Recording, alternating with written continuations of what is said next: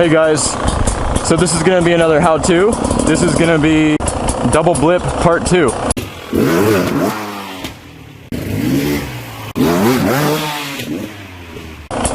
Now, the first double blip video I showed you guys is really called the jab zap. It's a trials term. But however, the jab zap was intended primarily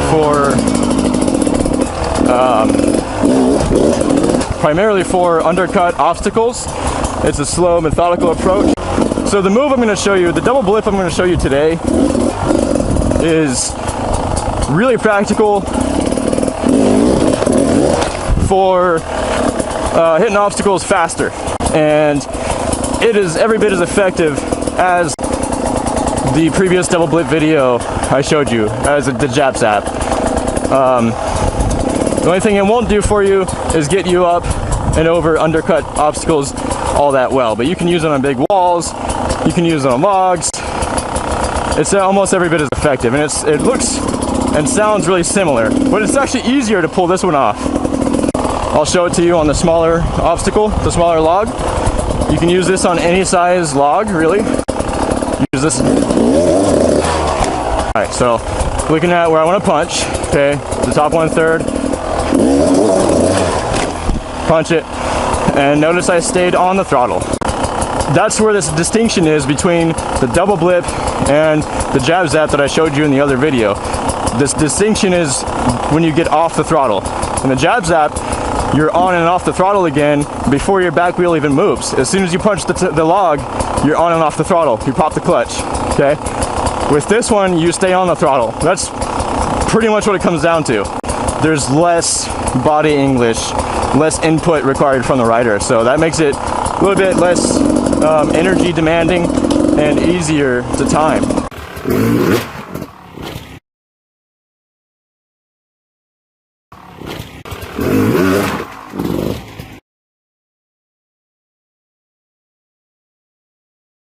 Notice when I do the jab zap, you're going to see me jumping more with my body, whereas this one, there's a lot less rider input. It's more just slamming into it.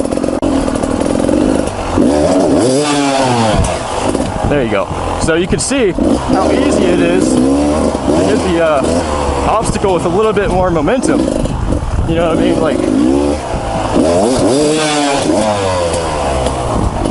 you get the idea.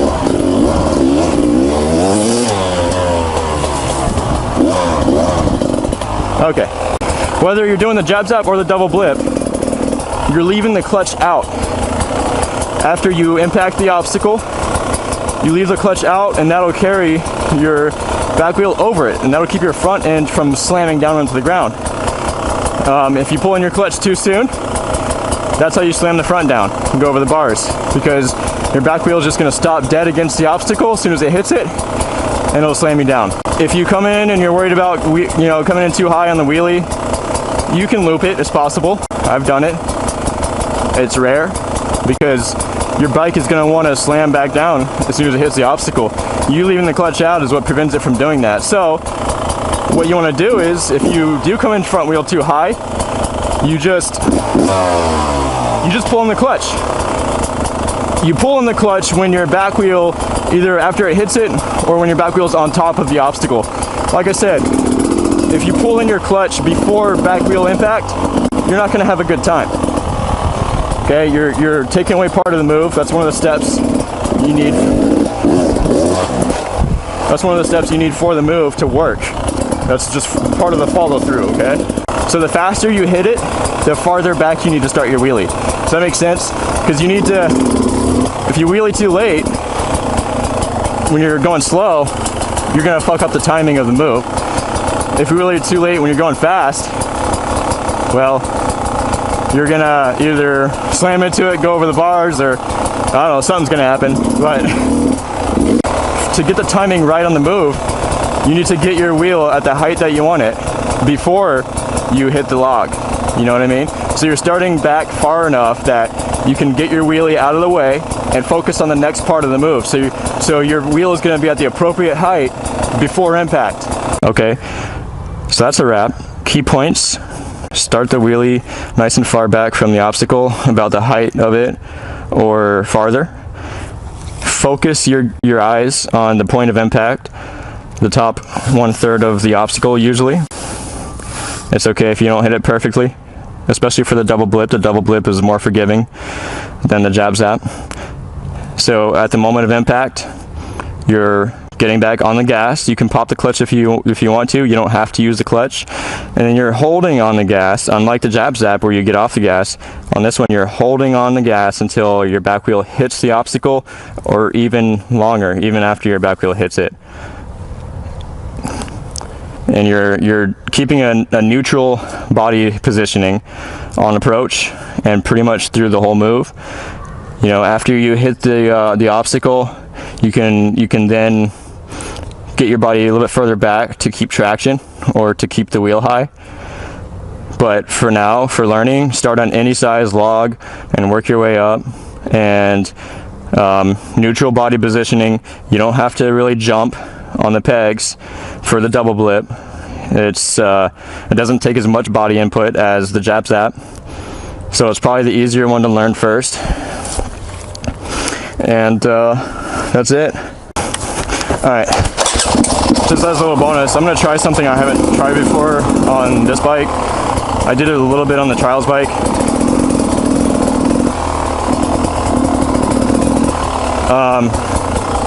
Pretty much it's kind of wheelie off those pallets, get on top of the platform, and wheelie off it. Sounds pretty straightforward. The thing that sketches me out a little bit is not having any kind of pallet stacked up on the landing, and that platform is actually shorter than the wheelbase of this bike. So if I go over the bars, I'll probably stack some pallets over there. And this right here, you would think that would require a jab zap because it's pretty undercut, but I could probably just completely miss the front wheel and do a big wheelie up it. It's not that big a deal. You'd be surprised what you can get over even if it's undercut without anything fancy. Oops. I'm gonna put it on rain cloud mode. I'm gonna have to move this chair.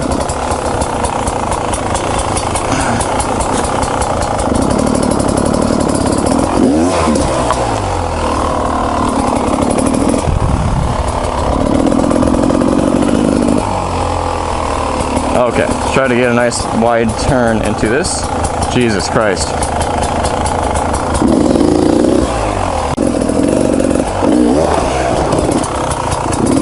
Well, like I said, the double blade didn't work out. Got more wheelie height than I expected off those pallets.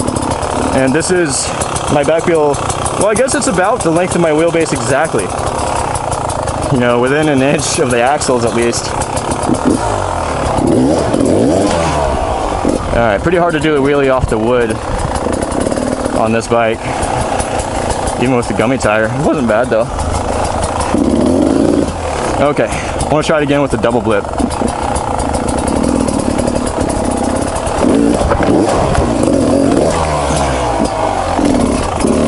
Not bad.